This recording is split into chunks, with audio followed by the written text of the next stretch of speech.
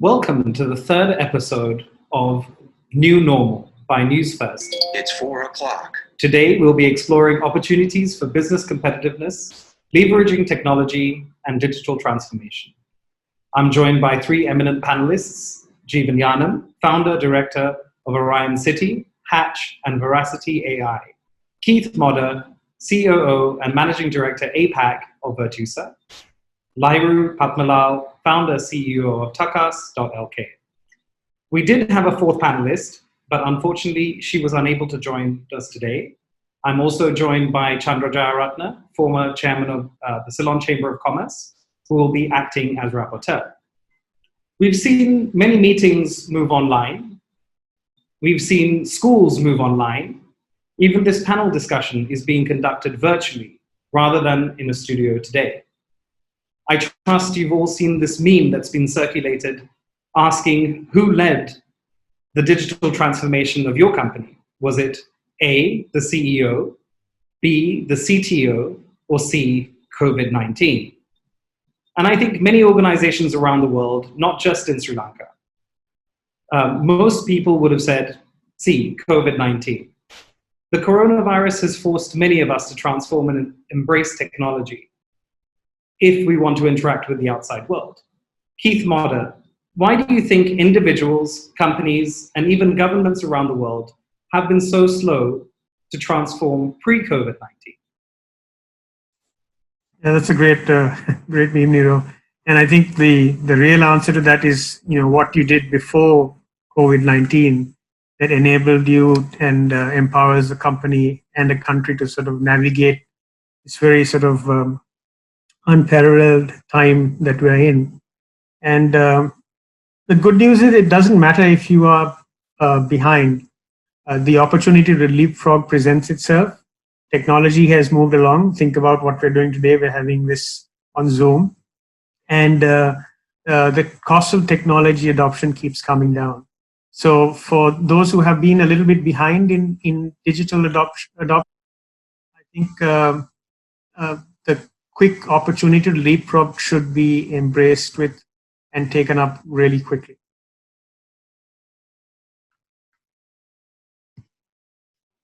Jeevan, may I ask you to give us a little bit of your insight in terms of why you think individuals, governments, and businesses may have been so slow pre-COVID-19?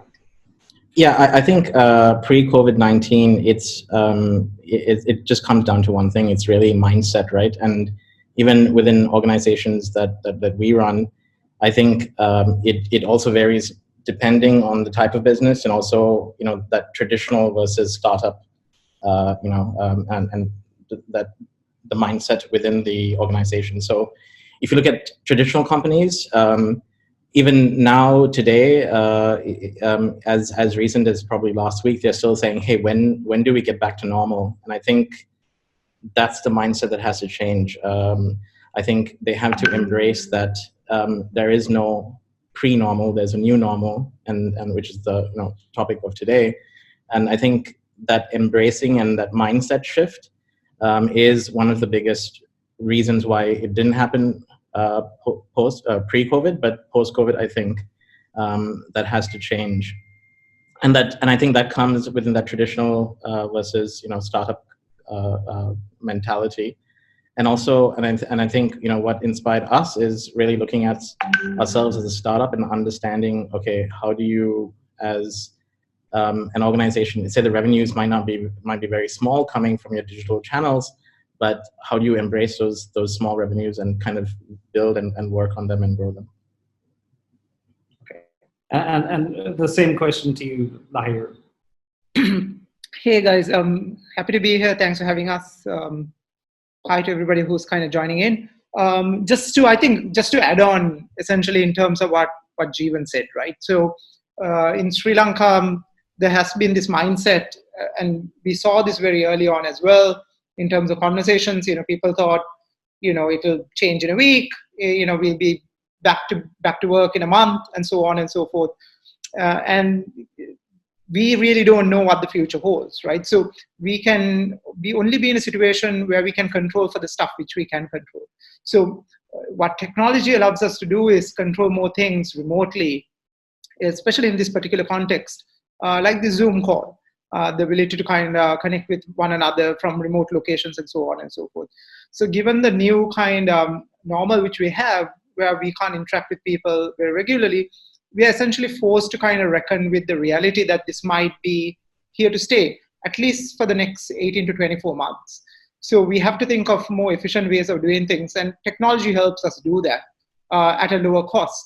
So business as usual will definitely change. We can see these things changing in terms of banks as well, in terms of digital signatures coming into play and so on and so forth. So I think you will have to eventually kind of multiply that effect and think of all industries changing with COVID-19 in terms of digital embracement. And do you think that because your organizations embraced technology, pre-COVID, that you were better prepared to operate under these conditions? 100%. I don't know, Keith, I've just jumped in there. So, Taka's, my company, which is essentially a e-commerce company, relatively small in scale, right? So we always had to think of trying to disrupt and survive in an environment where there were more capitalized entities, where policy was essentially oriented towards bigger companies. So technology was the only leverage point we had in order to compete with large organizations. And when COVID-19 came around, we were essentially selling electronics at one point, but we managed to pivot, onboard suppliers, essentially whatever it takes in terms of process flow to get a product into a consumer in very fast. And the other thing is we are managing to handle the same amount of products right now as we did pre-COVID because of technology with a much smaller team. Yeah, I think I think in our industry the most important thing that was requested from our clients was how quickly can you move to a work from home capability. And I must say that across the industry, over 90% of the industry is now on a work from home ready status, which enables us to continue to provide services across the world. But I think as you sort of extend this thought a little further to companies who are in different industries, I think the real question is, how do you digitize that last mile? How do you interact with your customers? And how do you provide them that service over digital means? And how can you do that with your employees? And how can you empower and enable your employees? I think a lot of companies will not go back to a full-time having people coming to an office. There will be a large percentage of a workforce that will continue to work from home. And I think that's where the challenge lies, right? I think organizations really need to think about that. I mean, if you think about the ride-hailing service, right? It's probably the most frictionless experience you can have if you want to, hail a cab. You pull out your phone, you hit a couple of buttons, and you have a car outside your door. And if you think about how those organizations interact with their employees, it's all a sort of a gig economy worker context, right? You work when you want to, you don't work when you don't want to, and that's going to be the future. I think the concept of employment for life will fast go away. People will be working for multiple companies, and the companies that can enable that employee last mile journey, that experience, will be the winners. They will attract the best talent across the world, wherever they may be, right? What this has shown us, it doesn't matter that you could be on site in London, you could be offshore in Mumbai or Tokyo. It doesn't matter. Everybody's sitting on the same Zoom call. No, I think you're absolutely right. I think that, it may not necessarily be work from home, but remote working and working on the go is certainly something that became more and more prevalent. Jeevan, what can you suggest for companies who aren't necessarily tech businesses, or companies who are not IT related businesses? What suggestions can you make for them to transform and to be able to digitize themselves and remain relevant and competitive in today's market? Yeah, thanks, Neo. I think in principle, I think I just want to build up on that first point, which is, again, have that startup mentality, right? When I say startup mentality, it doesn't mean grit or anything like that. It means test the assumptions of your business today, right? Understand, your supply chain has changed significantly post-COVID. and you have to test whether the assumptions you made pre-COVID still hold. And I don't think that's going to be the case. In businesses that I've run, which are pretty traditional, we were able to digitalize that supply chain, or order taking on the supply chain completely online. So today we're receiving those orders online. Of course, the delivery still has to happen in the physical world, but at least you've won half that battle, and maybe you can look at ways to further improving that supply chain. So again, and that can be across the business, right? From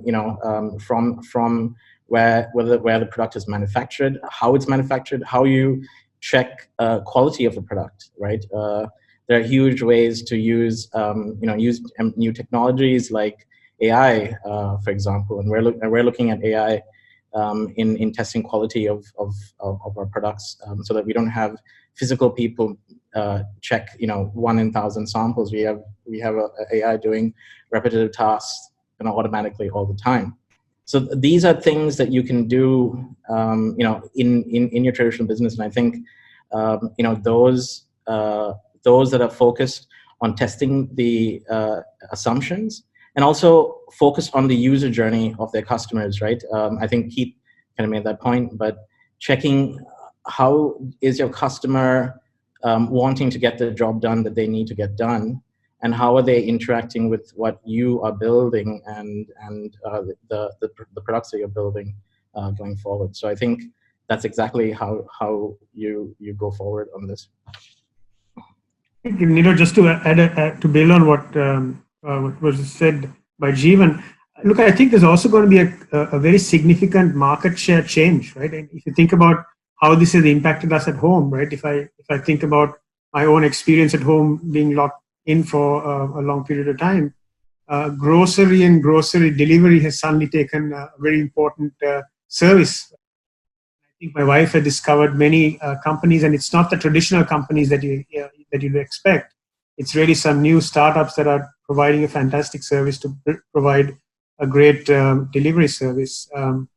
My son's running his education completely online now. He's going to school and continuing to his schooling online. The education, Netflix adoption has taken off big time. And I think the point I want to make is you don't have to build that yourself.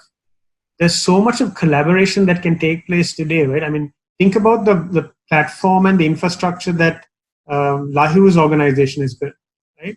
He can easily private label that into an online store for any service to provide quick and prompt deliveries, right? So you don't need to have to reinvent the wheel or build all of that again. Right? Even in the current context, there are two great examples of collaboration. Apple and Google have now decided to collaborate on contact tracing. Right? So they've come out with an app and a technology to allow countries to facilitate contact tracing. Right? These guys came together and said, you know what, it makes sense for us to do this. I think Sanofi and GlaxoSmith are now collaborating on the COVID-19 vaccine, because they both discovered that two complementary parts of that equation, and so they're coming together to. But I think the most important thing here is speed, Niro. Right, the new currency is speed. So, and there's no excuse for any company. Like I said at the beginning, even if you are a little bit behind, the opportunity to leapfrog through adoption of technology, through collaboration, you can get to where you want to go really quickly in today's context. Thank you, Keith. I do agree. I think agility and speed, regardless of size, is a really important thing. And I suppose the bigger you are, the more important it is to remain agile and be able to change. Lahiru, the sort of same question to you. Do you think that because you were essentially, you were essentially a tech platform long before COVID, you had the logistics in place, to be able to execute deliveries, and your business transformed into delivering something it was never intended to do. Yeah. What recommendations can you give to businesses today who aren't technology businesses, who didn't necessarily have the IT backend in place to be able to set themselves up today to remain competitive and relevant? Okay, thanks for a great question, and I'll take it up from what Keith actually said. So, it's a great time to collaborate both with supply side as well as technology, right? Takas has, as you mentioned, we've taught technology and we've developed technology, which allowed us to essentially be very lean in terms of the Sri Lankan context. In terms of what we did in terms of e-commerce volumes, we were probably the leanest team coming into even COVID-19. The reality is, for us to scale whatever we are doing right now, we need collaboration. We need the supply side from the bigger competitors coming in. So certain amount of problems, obviously, we can solve with technology. Whether it's transparency, whether it's taking digital payments, or whether it's figuring out stock levels from a supplier who's many miles away from us, whether it's onboarding just last mile courier drivers, over a very limited amount of time. So that part, yeah, sure, technology can help. But we are very, very cognizant of the fact that for us to take it to the next level, we really need the giants in Sri Lanka in terms of supply side, whether it's grocery chains or whether it's importers. And together we can essentially give an incredible solution to the end user, which is essentially, in this current context, the ability to get products right to their doorsteps even without touching money. So those are the elements, I think, which are required. So again, building on what Keith said, we have to have collaboration. We have to figure out what we are good at and then kind of implement it, and then figure out what we're weak at and then join hands in order to get to that situation. Yeah, look, I think, you captured it perfectly. Look, I think the important, let's take groceries as an example, right? Now, if you take the biggest grocery chains in the country as an example, I don't think it makes any sense for them to be worrying about the last mile delivery, right? Now he's got a great platform for that, right? I mean, end to end, he can take care of that. I think what really matters is the data that's flowing through those platforms, right? Where the grocery chains can actually look at this and look at the buying patterns and start getting much more proactive, changing the entire stance of their organizations to being more proactive by looking at the data, as opposed to trying to figure out, hey, did my driver come to work today, and do I have enough trucks on my route to deliver groceries, right? That's the big change that really needs to happen, right? They often say data is the new oil. I think data is the new solar, right? And it really changes, going back to the point about speed, it changes the entire stance of an organization from being reactive to proactive, right? Now you're buying ahead of the curve, you're buying ahead of, you're predicting your consumer demands, and you're already ahead of the curve. That creates a very different user experience and a very different customer service.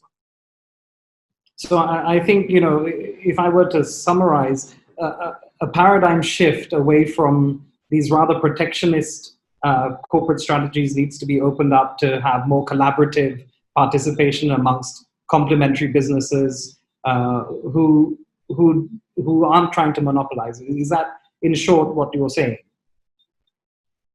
Absolutely. Yeah, absolutely. And I think I'll extend this.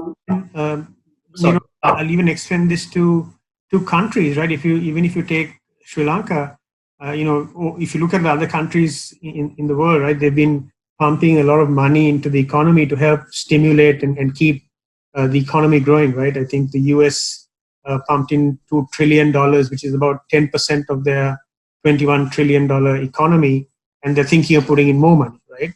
Now, obviously, in Sri Lanka, probably doesn't have that amount of money to pump into the economy. But I think, again, that whole public-private partnership can come into the equation so that we can actually build a better digital ecosystem for the country. A great example is the Aadhaar card in India, right? I think there are probably 800 million Aadhaar card holders. And when the government distributed money this time, it went straight to the recipients, right? And I think in Sri Lanka, the whole concept of a digital identity and making sure that you can distribute money accurately without any wastage, I think creates an ROI model where, the government and the private sector can come together and build a public-private partnership that's predicated on maybe a build, operate, transfer mode, right? We've got some great technology minds in the country. None of that money has to go outside for any platform. It can be built inside in Sri Lanka, and it can be funded on the basis of, through every transaction. It's a gain share. I think it's great to see the ICTA.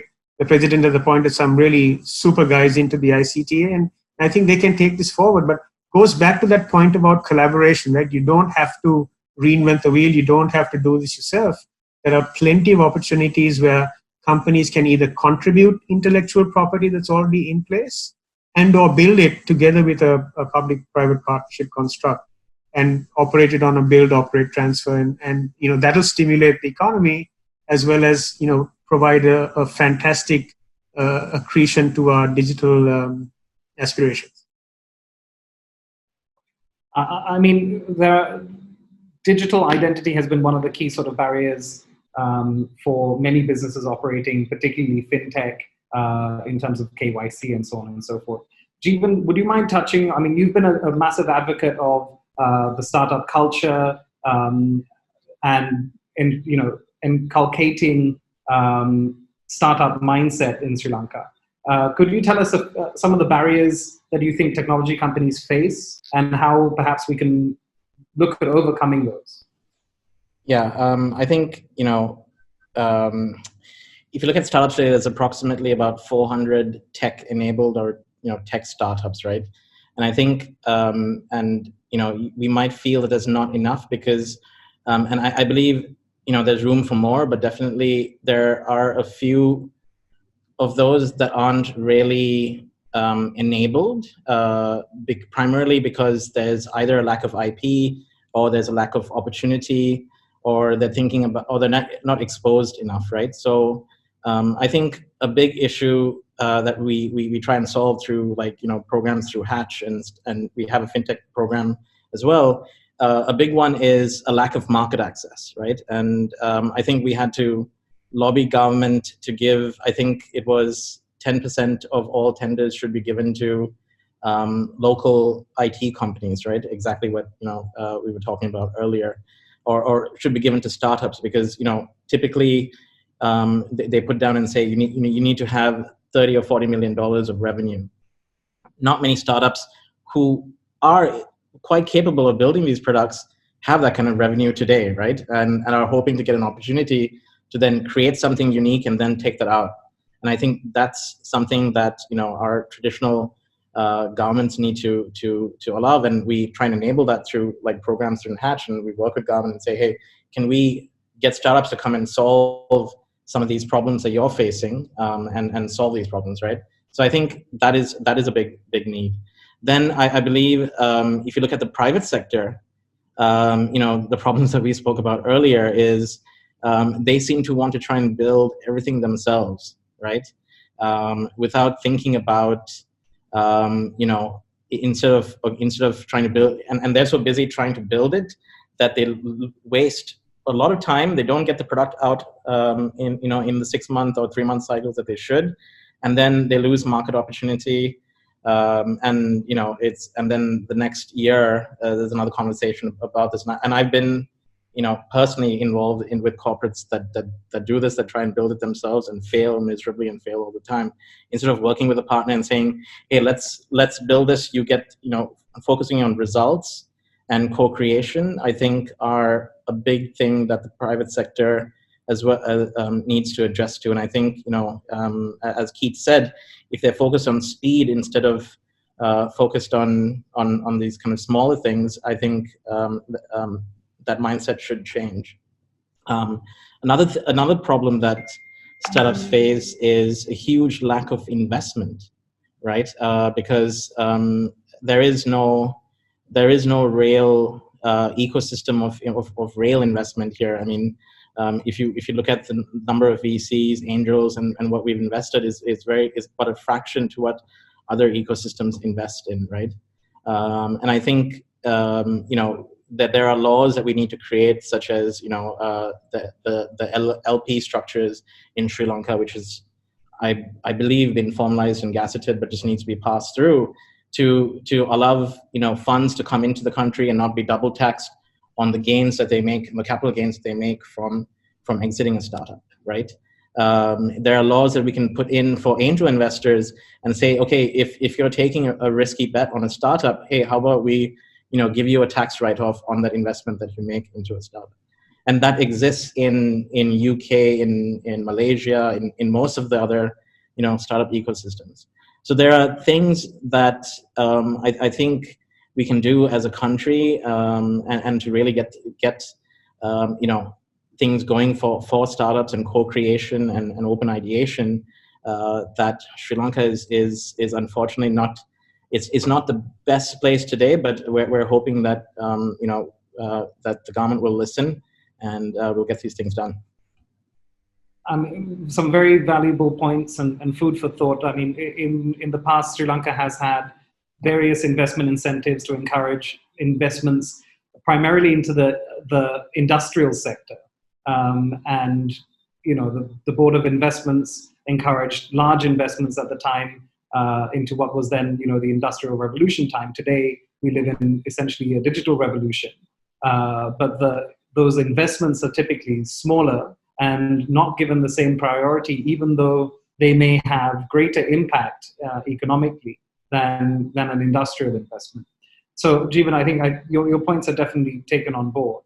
And I think that encouraging investments into Sri Lanka will be meaningful. But do you think, and this is an open question for all the panelists, do you think the digital literacy is high enough? Do you think the addressable market is large enough to be able to attract international investors for local software products or technological solutions? I'll back at it first.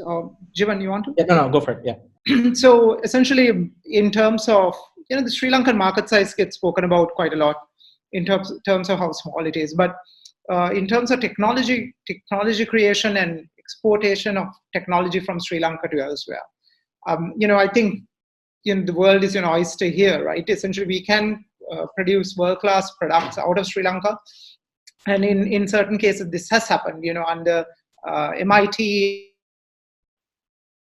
so too as a middleware company, and even what we do, like we essentially export our product into Pakistan, which is also in terms of income parities, with Sri Lanka. So the fact that they picked Sri Lankan companies to purchase technology out to help their problems is, I think, it's proof that we can come up with tech products which are essentially exportable.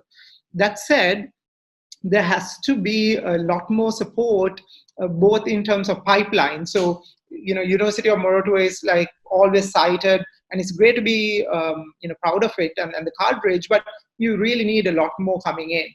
You need more private enterprise, both public and private, which gives, as you mentioned, in terms of high-level digital literacy so that people can code at an early onset. It's more important to code now than to, I would say, even read and write in some ways or the other, though it's the same thing, just to make a point.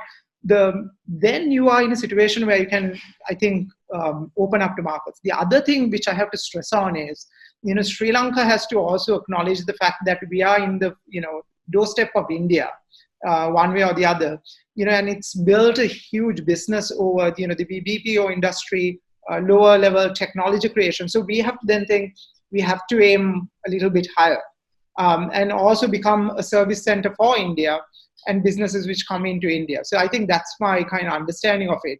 So it's a huge opportunity, and we have to kind of get on that bandwagon. Yeah. So, sorry, Kate, you want to go ahead?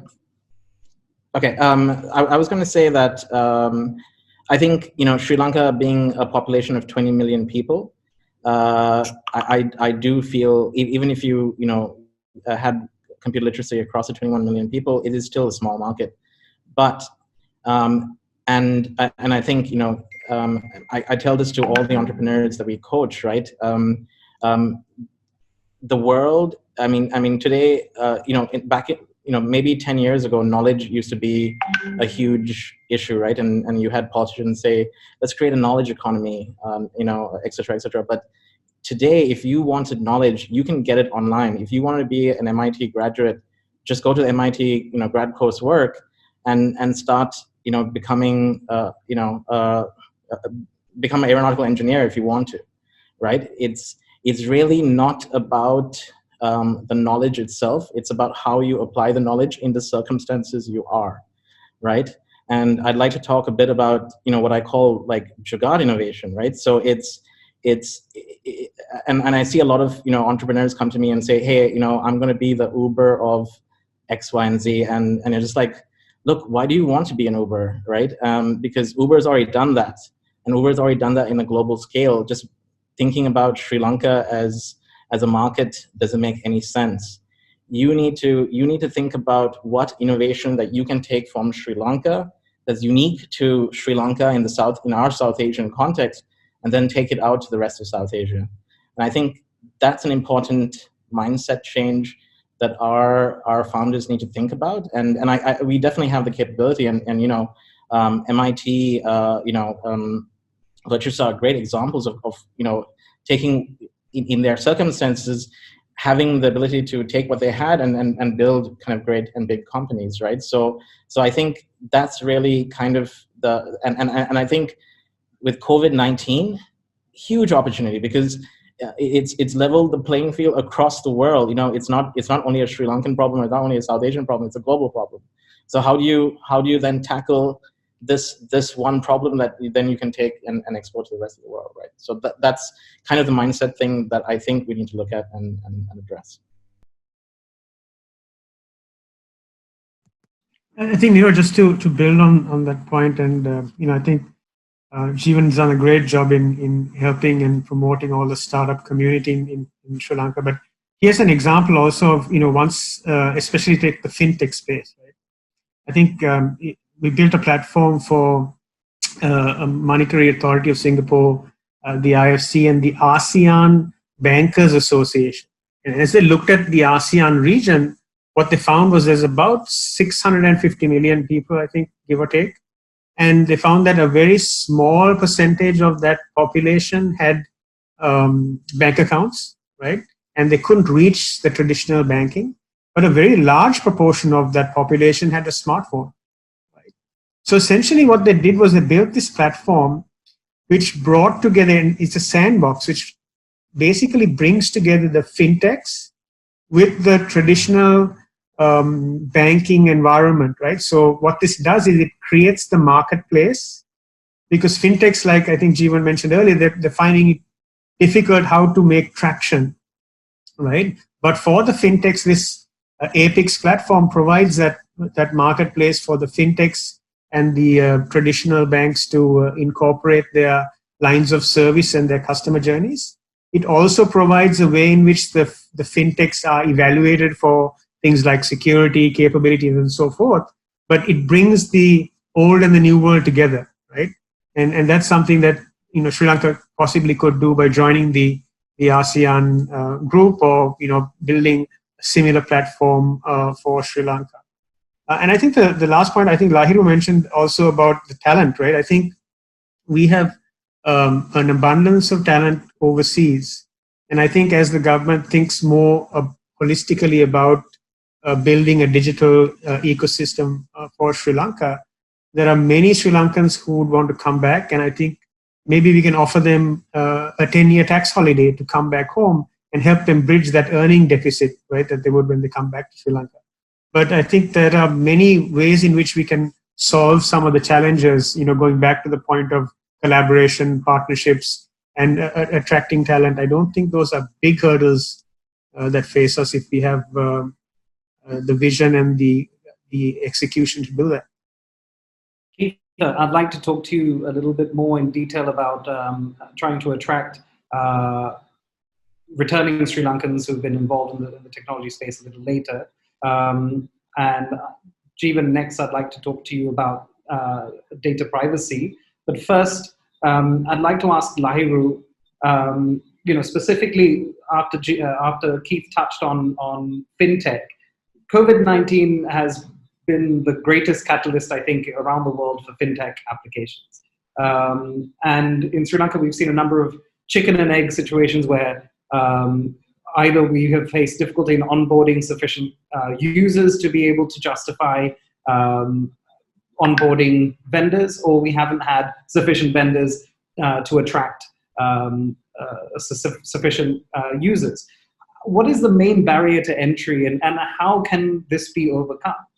I would say the short answer is very much a mindset issue, right? So, and I'll explain a little bit on this. This is the one of the reasons I think e-commerce in terms of an industry chugged along till COVID-19, and now obviously there's a lot more interest because consumers can't essentially readily access products, go to the grocery store and stuff like that.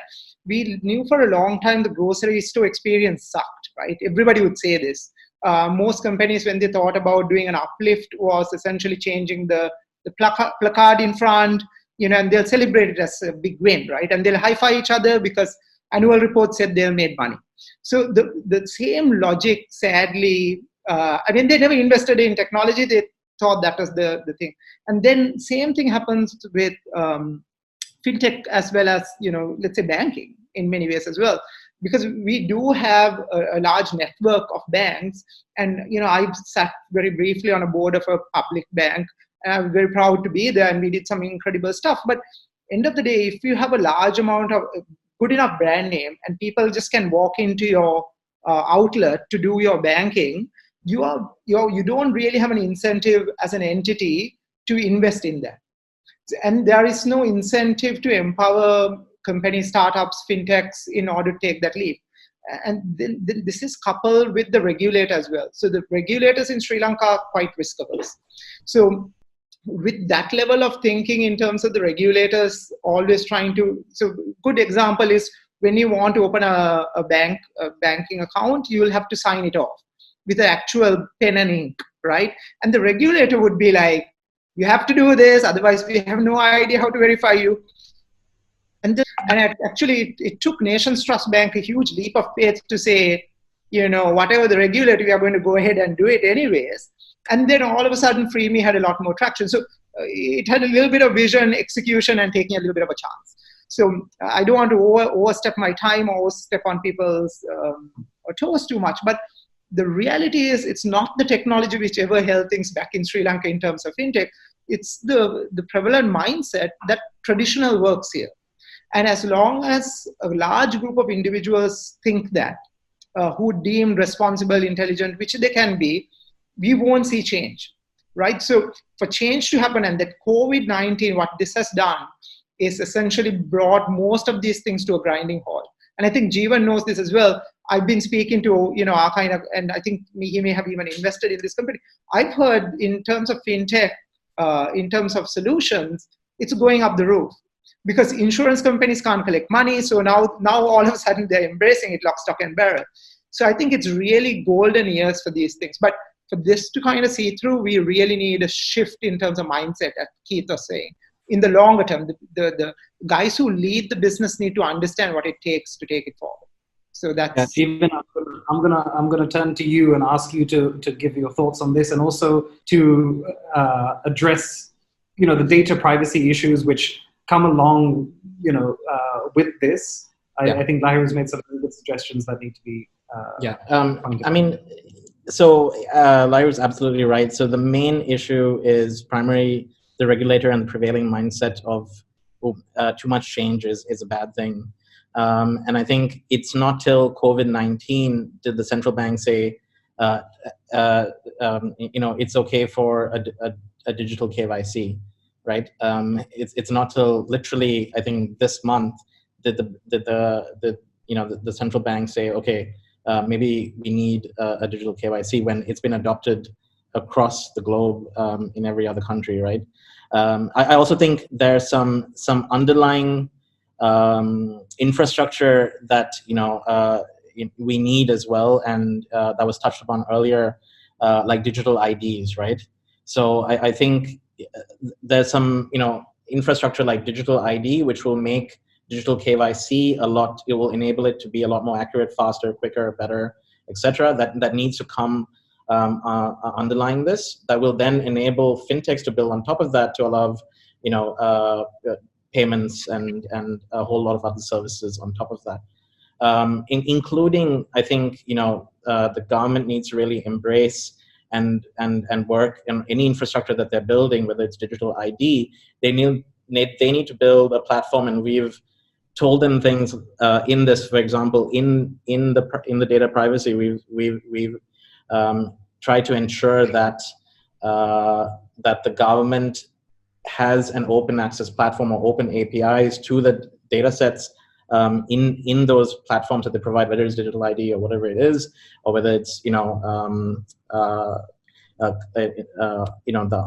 road element providing driver's license, etc.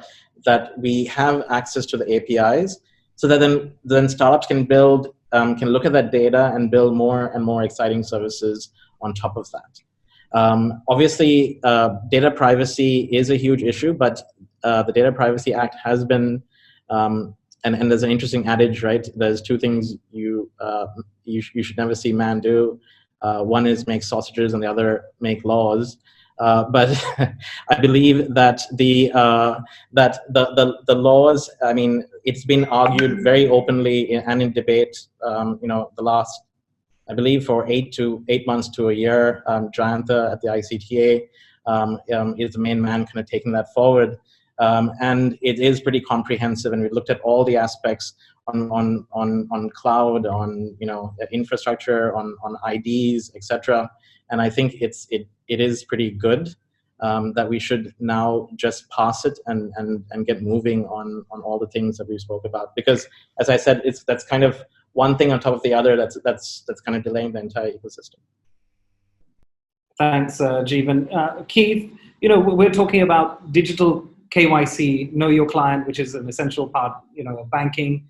We're talking about biometric IDs. This seems, I think, at one end of the spectrum where smartphone usage, and for the tech savvy enables, so much. And historically, financial inclusion has been a priority for many banks. Let's talk a little bit about digital inclusion and getting, the wider population to be tech savvy and to be comfortable with using technology and participate in these kinds of initiatives. What's being done right now, and what can we do to encourage more digital inclusion? I think one of the key metrics to follow, Nero, if you're looking at the country demographic, is really the adoption of smartphones. If you think about the smartphone device, that provides us with everything we need, right? Communication, we can do Zoom, we can watch movies, entertainment, all of the above, right? So I think the adoption of smartphones over a country demographic will really tell you about how prepared the country is for digital inclusion. And that's almost a way of life today, right? Everybody has an aspiration to have a smartphone, and they'll use it for whatever purpose they feel is important, whether it's banking or entertainment, communication, and so forth. So I think that's something that we don't have to worry about too much, as long as the companies in the country that are providing those services are ready and digitally savvy and included in terms of their user experience and customer journeys. I don't think that will be a roadblock at all. But do you think smartphones are? I know that they're still quite expensive, and I know that accessibility is increasing. But are there any measures that we could take, or the government could take, or the private sector could take to make it more accessible for the broader public? I think the entry-level smartphones, if you track the trajectory of a cost of an entry-level phone, that's fallen pretty dramatically over the last 5 to 7 years, and you continue to see that trend. And I think that's the part that drives adoption on the other side, right? Beyond smartphones, I think people are experimenting even with embedded chips and so forth in human beings, but I think that's a lot further down in terms of adoption and usability. But I think governments can encourage that through duty and tariff structures and so forth to ensure that the adoption of smartphones becomes even faster. Okay, I'd like to touch on sorry. Just to add to what Keith's saying, I really agree with that. I don't think we should worry about that, because we have I believe it's 98% banked population, right? It's 98% of Sri Lankans have banks. And I really think it is, how do we create value for those, those people who aren't included to actually be able to use that bank account, right? Today they might have no use for it, but they might, the jobs that they need to get done aren't going through that bank account, or they're not looking at digital transactions through it, because the jobs that they have to do might be not going through these kind of channels. And I think that's an opportunity for an entrepreneur then to create some kind of service, and then let markets access it. So I think exactly as Keith said, I think we should just let markets solve that problem. Thanks, Jeevan. Lahiru, is there anything that you'd like to add on that subject? No, I'm good with it. Okay, great. We've talked. I just want to touch on one thing, which is Keith mentioned, lowering tariffs, potentially giving access to smartphones to the wider public. We've recently seen a temporary suspension of a number of imported items. We are facing, balance of trade issues. Software, technology, smartphones, all of these things are imported, manufactured in volume in other parts of the world and imported to Sri Lanka.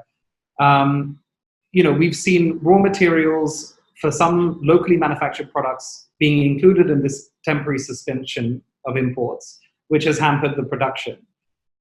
I mean, I think it's unimaginable to think if we were prevented from purchasing software, or if we were prevented from purchasing hardware, which has to be imported as well, I think the economy would come to a standstill. Keith, could you shed some light on your thoughts on that subject, please?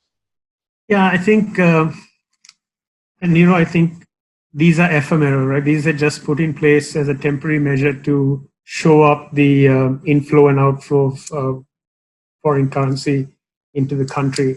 So I don't think we should worry about that being longer term. I think, the impact of not having, the productivity loss of not having those platforms, whether they're software or smartphones, I think will far outweigh the benefit. And I think these are just temporary, so I don't think we should worry about them too much. Very glad to hear. Sorry, Jeevan. Yeah, I can add to this, understanding the manufacturing side as well. When you, I think, I think this is just a temporary measure, but I think long term as a country, we need to decide what piece of the global supply chain we're in, right? And then we need to understand, being part of the supply chain, you're going to have to get some inputs and then take some outputs, right? And there's some huge opportunities with manufacturing, especially because of this disruption with China, where countries like Japan, etc., are looking to de-risk, and look at an N+1 strategy in their global supply chain. And that's an opportunity for Sri Lanka to say, and put a stake in the ground and say, hey, you know what, we're going to make Sri Lanka electronics relevant, or something relevant in the global supply chain. And I think that was outlined in the national export strategy, where we're looking at boat building, electronics, to name some of the manufacturing stuff. So I think if we can really focus and say these are the things that we want to allow imports in and allow exports out, and go make visits to relevant parties and make sure that we win, I think that would be very good for the country. Thanks, Jeevan. It's in these challenging times that businesses are born, and opportunities present themselves. Keith touched on it a little while ago. How do we attract returning IT professionals to reside in Sri Lanka and potentially work remotely? What steps can be taken? Keith mentioned a tax holiday as an incentive. Lahiru, could you come up with some ideas that perhaps we can discuss on how we can attract IT professionals from around the world of Sri Lankan origin to return to Sri Lanka and make it their base, and continue to work for international, multinational companies and reside here? Yep, thanks for the question. I want to broaden this a little bit. I've lived outside Sri Lanka for, I guess good 10 years before coming back. So it's obviously easier to bring somebody back home who has some ties to Sri Lanka, right? That's an obvious thing. But I am a strong believer that we should bring whoever we can to Sri Lanka to essentially add value to our economy. Because let's not forget, I mean, we have to be very proud Sri Lankans, right? And I believe in a Sri Lankan identity, but I don't think we owe it to anybody who left the country to give them a special treatment to get them back. We should get anybody who wants to come to Sri Lanka to come and become a part of Sri Lanka and our success story. Sri Lanka is actually really weak in terms of inward immigration. If you compare the stats to pretty much every other country which has done economically well, we are really low down. So if you look at a country like Singapore, immigrant numbers are very large. Because the easiest thing to obviously do is to get somebody who has been trained somewhere else and to start becoming productive citizens or individuals in Sri Lanka. I think that's how our policy orientation should be geared towards. What are the incentives we are going to give to get high-performing individuals to come to Sri Lanka? And that might be just because somebody really likes the beach and, I don't know, coconuts. I mean, we essentially need to figure out what they really like in Sri Lanka. You don't have to reinvent the wheel and make them become productive citizens. Because one of the things which I've seen time and time again is the individuals coming into Sri Lanka, getting a Sri Lankan identity, not of Sri Lankan origin, and being pushed outside Sri Lanka because they don't have the ability to contribute or keep up their resident visas for long enough and so on and so forth. This is something I personally pushed for a long time.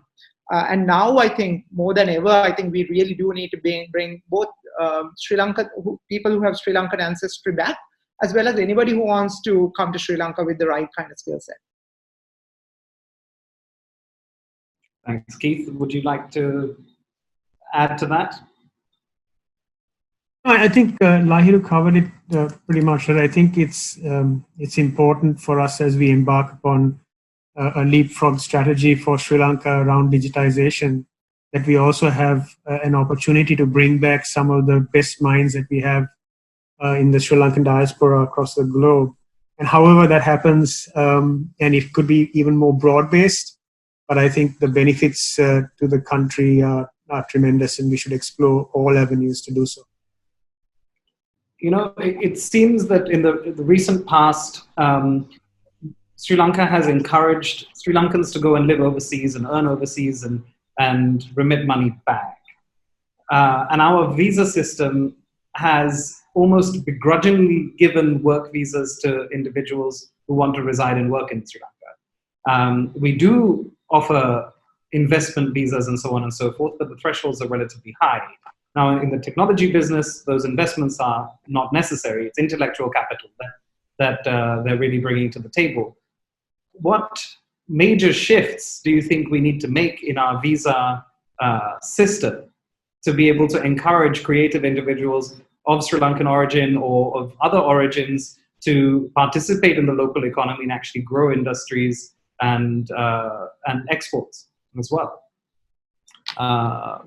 Lahiru, I can see you nodding. I am going to throw that at you first. We need to realize this. So, so one of the things is, and Sri Lanka's Greatest Aid Program, and this has been cited many times, to the Western world has been our educated cartridge, which has left Sri Lanka, right? So, the latest one, I think, is Australia. Not only do we pay for their higher tertiary, university education, then we keep them there, and they're not going to remit any money. They might, if you're lucky, send a cake once in a while to their parents, right? So they're not going to send money. They're going to buy themselves a nice car, house, obviously. These are people who earn a certain amount of income. The poor, blue-collar workers who go to the Middle East, they are the ones who keep Sri Lanka afloat by sending all the money, because they don't have the capability of spending that measly sum they get. So that we first need to realize. And then we need to figure out how can we get people who earn high incomes to spend money in Sri Lanka. So if you look at expatriate populations which are in Sri Lanka, the ones who work probably for Virtusa, work for probably a few companies out of Jeevan, they don't necessarily remit money outside Sri Lanka. They spend a lot of their disposable income in Sri Lanka. So that's one. Number two, we need to figure out what people will stay in Sri Lanka for. And when I speak to most of these people, they want two things. One is they need ownership rights of a place where they live. Now, that could be an apartment, because we understand we are a very small country and we don't want to sell land to foreigners. But I think that has to be clearly marked, and we need to give very long-term visas, if not residency visas, for these guys. And number two, they also, like, as most parents, if you have children, worry for their children's future. So we need to make sure we have policies which are in place, even if people don't look like us, as what you would call, what we envision as a Sri Lankan today, which is not the case maybe 100 years ago or 100 years from now. How can we incorporate their young children into Sri Lankan culture, into a Sri Lankan society? We have to see these people as Sri Lankans, right? Not as foreigners. I think once we do that and we overcome this, I know this is a very, not a policy-oriented conversation, but once we do that, I think we can get more talent to come to Sri Lanka and spend their hard-earned money in Sri Lanka. Then we'll hopefully have a reversal of what we've had for so long, which is essentially some of Sri Lanka's best and brightest leave in the country. My thoughts on this is, look, I think, we need to think of a country as an equal employee opportunity, like an equal employer opportunity, right?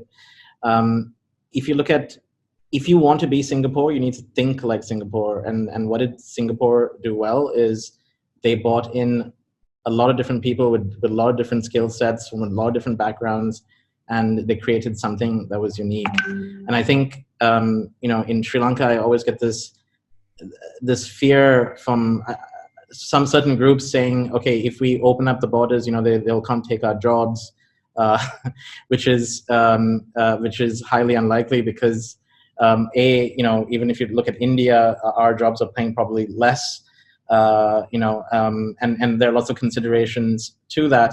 But I think, if I was the government, I would I would say, okay, first let's try and give our guys opportunity to get them onto a certain, education, etc., get them onto a skill level, open up the border in terms of skill sets that we don't have, whether it's AI or robotics and stuff like that, because those skill sets aren't here. But overall, I would try and make a competitive work environment in Sri Lanka where you're inviting people to come in, you're inviting people to come and co-create. Crazy idea, right? For startups, Startup Chile had this great program where they got people randomly from different parts of the world to come and create their startup in Chile, and provided them, I think it was $10,000 or $20,000 to start up, just because they knew that no one ever would think of Chile as otherwise to come and set up a company. But with the Startup Chile program, people did. Why can't we co-create? Like, I'm sure there are some private funds that will come in, with government funds, and we can create a Startup Sri Lanka program where we invite, people with great ideas and startups to come co-create something in Sri Lanka for the rest of South Asia or the rest of the region. You got to think a bit outside the box and think of it as an open marketplace and the globe as your market, right? Thanks, Stephen. Keith, any suggestions, any input from you? I think the panelists have really covered the ambit of this. I can only say that if you think about our export industry, right, it's about $1.1 billion of software exports annually, growing at about 18 to 20% year over year. And if you think about that income to the country, about 95% of that is locally value added, right? So that money all retains pretty much in the country, as opposed to other export industries. And besides that, it also builds the digital capability that the country can take advantage of. So I'm all for bringing in and providing incentives for IT professionals to come back to Sri Lanka. And I don't think we should worry about it, because the market forces will take care of whether there are opportunities or not. Right? This is a free market. And as long as we can provide the free flow of talent and their compensation that they can go back and forth, I think we have a tremendous opportunity. Because Sri Lanka is a great destination and a great country. Right? A lot of people love to come back. Wonderful. I'm going to now take some questions from the audience. And the first question is the culture of co-working spaces. Co-working spaces have emerged to support the startup ecosystem and also to support freelance talents. This culture boomed all over the world, and our own success story of Hatch. Post-COVID, what do you think will happen to all these co-working spaces in light of, the work from home culture having set in? Yeah, good question. So first of all, I think you made the right thing when you said we evolved to kind of help the startup ecosystem, right? So we have to go where the startup ecosystem is going. And I think we are, like, our original thing was to make affordable workspaces for startups, right? But I think since time, that has now changed and improved to creating exciting, like giving entrepreneurs opportunities globally. And that we can do from home, we can do from wherever we want. And if you look at Hatch, for example, in the last, I don't know if you've been following our Facebook page or Instagram, but we've had a program online every single day, right? And we are giving value to our startups and our ecosystem the best way we knew how, and is to involve them in conversations around the economy, involve them in how can startups survive the next few months, involve them in a lot of discussions that are relevant, with global mindset. We brought in global speakers. We have a global reach program. On top of that, we are trying to create Hatch, very close to launching Hatch Pakistan, and looking at Bangladesh as well. So that you'll have, if you come to Hatch, you'll have a global kind of enterprise or ability to kind of go into the rest of South Asia. Okay. I have a question from Michael Munasingha. Do the panelists think that post-COVID-19 companies will need to move towards a gig economy with assignments only as contractors or short-term interim managers becoming more commonplace than hiring permanent staff? Yeah, I think there's a couple of steps to this. I think the first step is, I think we're going to see a dramatic change to the work from home experience. Just last week, one of the largest IT services companies in India, the CEO announced that they're going to dramatically change the proportion of people coming to an office to do their work. And if you really think about it, the question on everybody's mind is, how productive are they, right? And in a recent interview, they were talking about, so how productive are these people working from home? And the answer was, look, I don't have to spend 3 hours on the road anymore, right? So I'm working from home. I find that a far more, embracing and allowing experience. So I think that's going to change.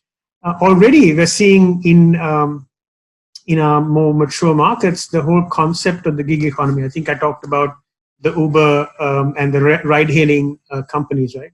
But we have many contractors already who work for our clients, who work, a day a week for different companies through that gig economy concept. And as long as companies make it easy for them to engage and disengage with one company to another, those are the companies that will continue to attract the best talent, right? Because they want to, just like the ride-hailing app, right? I get onto the Uber app and I do what I need to do, and I also can get onto the Lyft app, right, in a very seamless manner of time. And that really is the future. People will, like I said, the employment for life definitely is no longer something that's aspirational, and people want to take the advantage of opportunities that different companies will afford them. So absolutely, I think it's very much on the cards. Thanks, Keith. Lahiru, this question is, I think, stemming from the digital inclusion, point that we discussed earlier.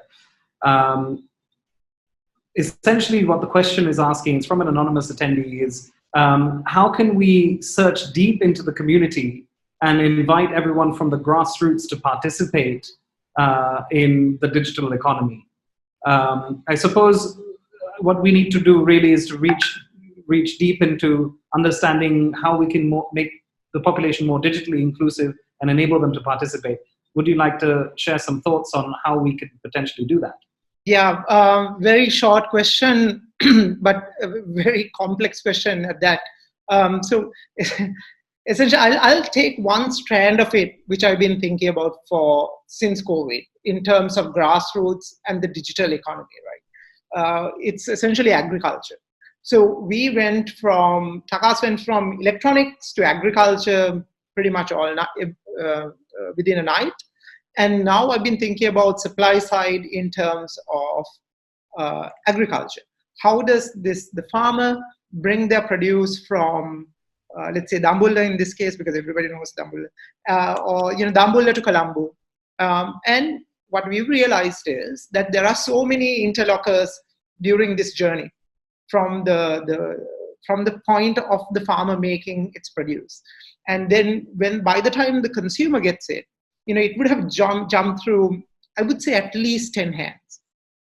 So one of the things in terms of empowering people to go digital is to solve their problem. So from a farmer's perspective, I thought there are two problems. One is information asymmetry. So which is the farmer not knowing what kind of demand is there for that product. So we need to solve that. And I think we can easily solve that by collating that information from a digital framework, which I'm thinking about. I'm sure lots of people are thinking about doing it, but I'm trying to think around the same lines. The other one, which farmers, the demand factor is finances. So I realize farmers generally do daily borrowings of, it could be a variation from around 10 to 20% they pay in terms of interest per day, in terms of borrowings to get things to market. So in terms of digital inclusiveness and getting the grassroots to kind of come on board, different groups will have different types of problems which needs to be solved and addressed.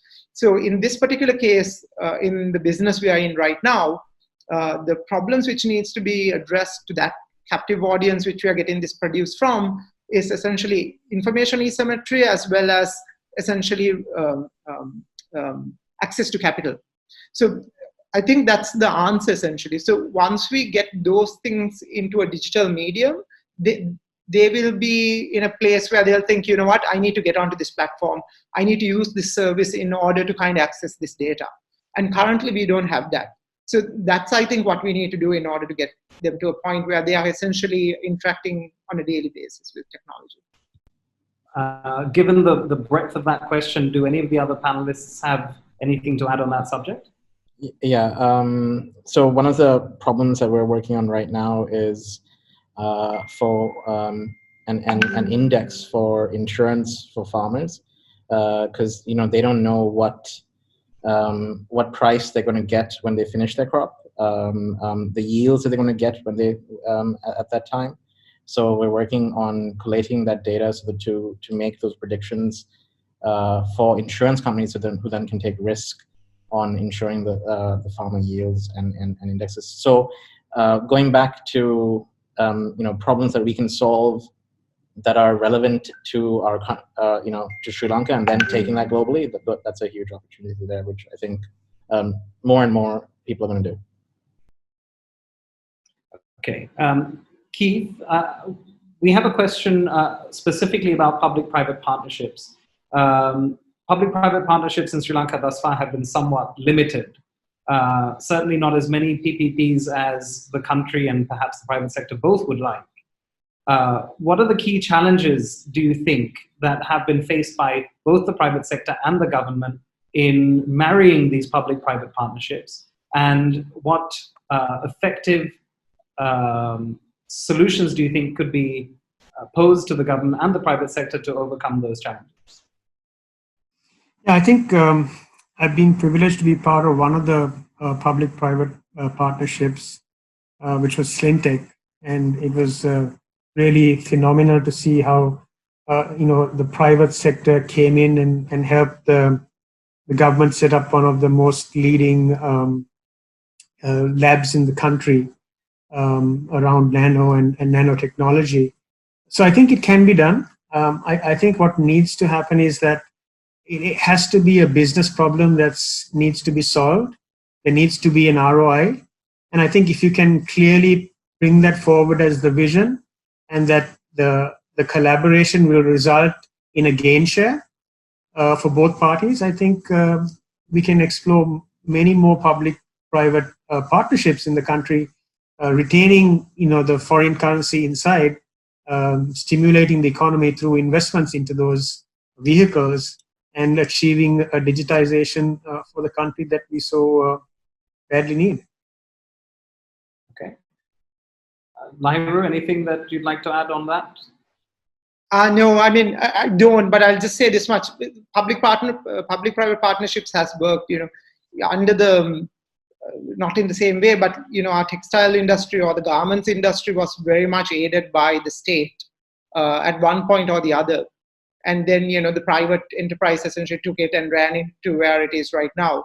But, state involvement in building of, PPEs, there's a huge success story track record of it. You've seen it in South Korea. You've seen it in some of these tigers. So I think we have to have a mindset change in terms of what public-private partnerships are, and the state do have to play a big role in it. I mean, Sri Lankans, from a historical standpoint, from at least an economic standpoint, we've adhered to this kind of American notion of building businesses, which this incredible renegade entrepreneur builds this incredible. Yeah, that's very nice, but I mean that's rarely the case, right? So either when you look at Sri Lankan businesses, large businesses, they have a history of funding either through the state or either through 3 generations back, somebody really making it, right? So the public-private partnerships are integral in order to give scalability and market access to get rid of, let's say, not get rid of, have policy orientation which complements that business. So I'm in favor.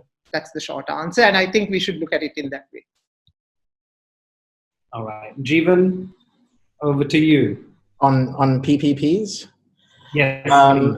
Yeah, I mean, definitely. I think it's a mechanism, needs to be understood. I think there are huge places in government which maybe they shouldn't be doing. Like, I think for some reason we have the most expensive electricity in the South Asian region. Maybe I know it's controversial. Sorry, I'm talking about it, but I think there are things that definitely the government is not so good at, and probably I think the way forward is PPPs, but the mechanism of going PPP should be really transparent, and I think that trust has to be built in that process, so that it doesn't backfire once it's awarded and stuff like that. Because I've seen a lot of these PPPs, there is corruption involved in the bidding process and stuff like that, and then people are always questioning why was it done like this, etc. So if there is a very transparent way to get it done where trust can be built with the public in the way it's happening, I think it makes sense. Jeevan, don't you think that using the technology is an enabler to enable more transparency, and rather than an enabler for corruption? It makes things more transparent. Don't you think that the use of technology in government procurement or evaluating public-private partnerships or any of these things could be something that should be explored further? Yeah, absolutely. I think why can't every time they assess a procurement partner or they call them for a presentation or something, that be videotaped and available to the public to view, and the public itself can see who the best person is. There's always going to be self-interested parties, but I think if you embrace transparency and you come up with that open mindset, I think I think technology is a great enabler for this. The UK government has done this quite a bit.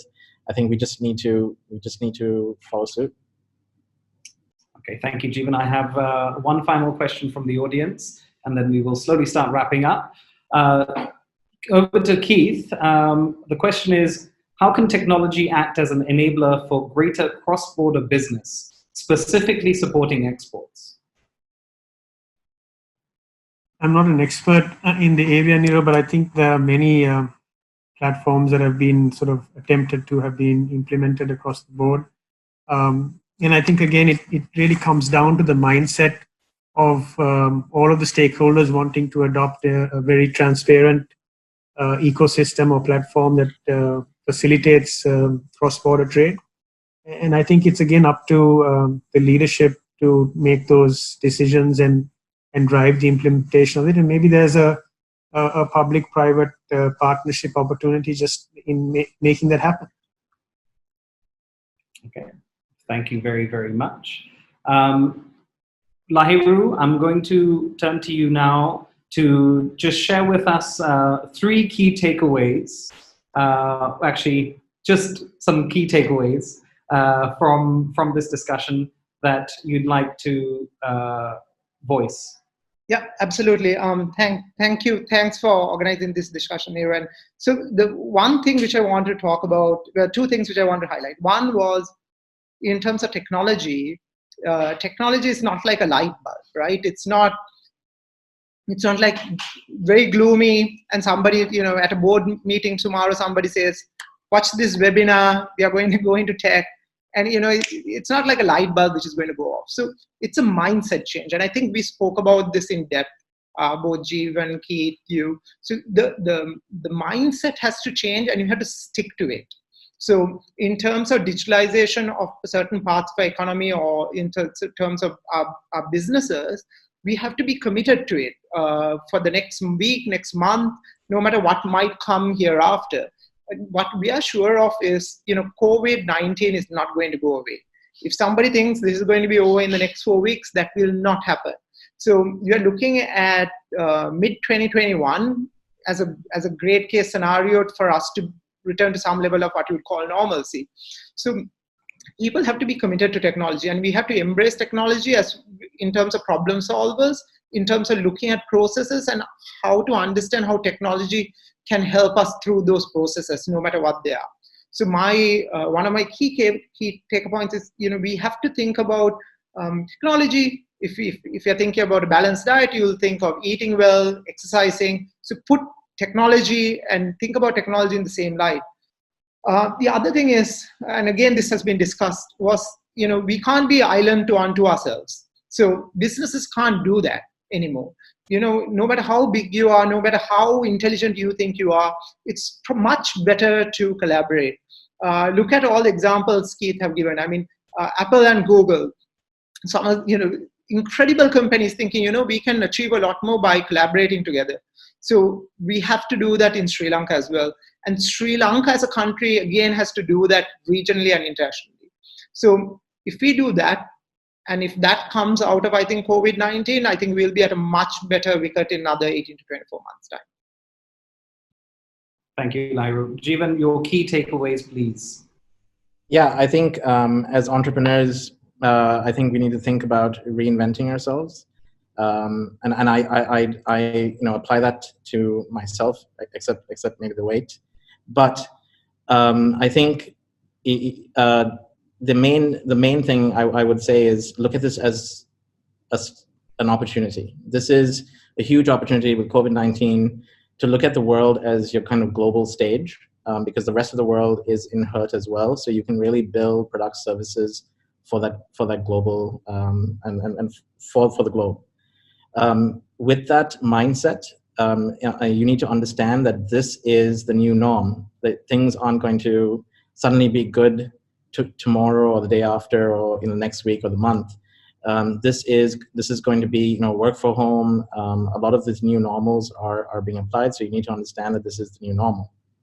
With that, you need to understand with the startup mentality, you can co-create and open innovate with partners now who are more acceptable and open to working with you, whether they be corporates, whether it be government, whether it be whether it be your enemy even, or someone who you can consider an adversary yesterday, I think now is an opportunity to kind of say, hey, have we thought about working together?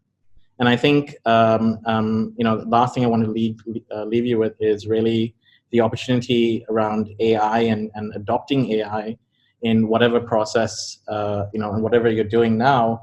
Can you use AI to automate and as you go digital, make it a lot more efficient, faster, and especially on repetitive tasks where AI can be deployed. Okay. And Keith, may I ask you to give us your key takeaways, please? Sure. Thanks, Nero. I really appreciate you having me on, and thanks for arranging for this. There are two things I'd like to share at this time. I think the first thing is really speed. Like I said at the beginning, it doesn't matter if you're behind, you can leapfrog, and you can do that through collaboration, and use the collaboration not to own the journey end to end, but to go for the data. The data is the new solar, right? And a great example is if you think about our tourist industry and the number of bookings that I think 60 or 70% of the bookings for all of our hotels comes through online travel agencies. Forget the money that's leaving the country, but all of that data, I don't think anybody in the country has, right? So go for that. I think the second thing is relevance, right? It doesn't matter how old the company is, how long the leadership has been in place. It's not about your age, but it's the age that we live in. And I think making sure that we continue to reinvent ourselves and be relevant is key. I think Alvin Toffler really summarizes a beautiful turn of the century. He said the illiterate of the 21st century will not be those who cannot read or write, but will be those who cannot learn, unlearn, and relearn. And I think that's really where this whole thing comes to, right? It's really about being able to adopt with speed and move forward quickly. Thank you very much, Keith. I'm going to wrap up. I'd like to take this opportunity to thank the three panelists. Thank you very much to Jeevan Yanam, founder, director of Orion City, Hatch, and Veracity AI. Thank you to Keith Modder, COO, Managing Director, APAC of Virtusa, and Lahiru Patmalal, founder, CEO of Takas.lk. I'd also like to thank the team at Newsfirst for supporting and enabling this panel discussion. I'd like to leave you with a quote. Given that we've been discussing technology, I thought a quote from Steve Jobs would be fitting. It's not faith in technology, it's faith in people. My name is Nero Cook. Thank you very much, and good night.